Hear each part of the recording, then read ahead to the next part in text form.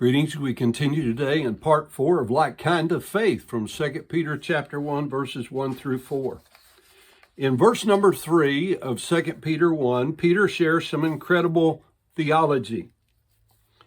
Now, Peter had been called an ignorant and unlearned man by some religious leaders in Acts chapter 4, verse 13.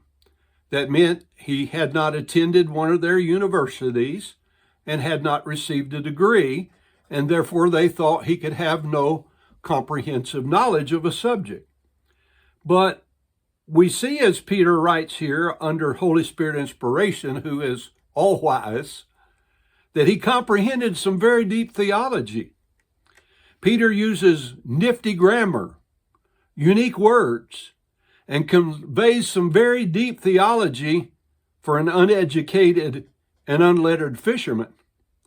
Peter states that this multiplication of grace and peace has given, and as a result continues to make available to us all the things pertaining to life and devotion to God from the divine dynamic power which belongs to Him. So let me ask you, is there anything you know, God, that you have not done as yet? Is there anything you know that God is not able to do?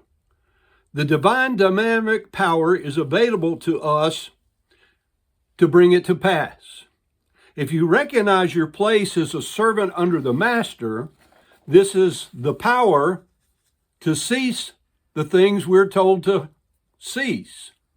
This is the power to do the things which we're told to do, which we have not yet begun.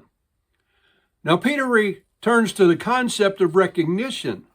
He points out this dynamic divine power is made available to us through the recognition of the one having called us by his own unique glory and virtuous power. We must recognize that it is not in us to fulfill God's will in our lives. We must recognize that if we do not allow God to fulfill his will in us, in our lives through his divine dynamic power, it will not happen. Do we truly recognize the necessity of the divine power which must work in us? I cannot find the preposition to in 2 Peter 1:3, and yet it is not italicized in the King James. That is in the Textus Receptus. You don't find the preposition. Rather, we find an adjective is employed for the modifier of glory and virtue, idia, from which we get our word idiot, meaning a unique one or a one of a kind. So Peter is stressing the unique nature of God's glory and virtuous power, which is working in our lives through the recognition of his sovereignty and our place as a servant is unique. God is perfect. When we allow his perfections to be placed within us, we become perfected.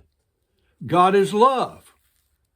When we have his love within us, then we're loving. God is holy.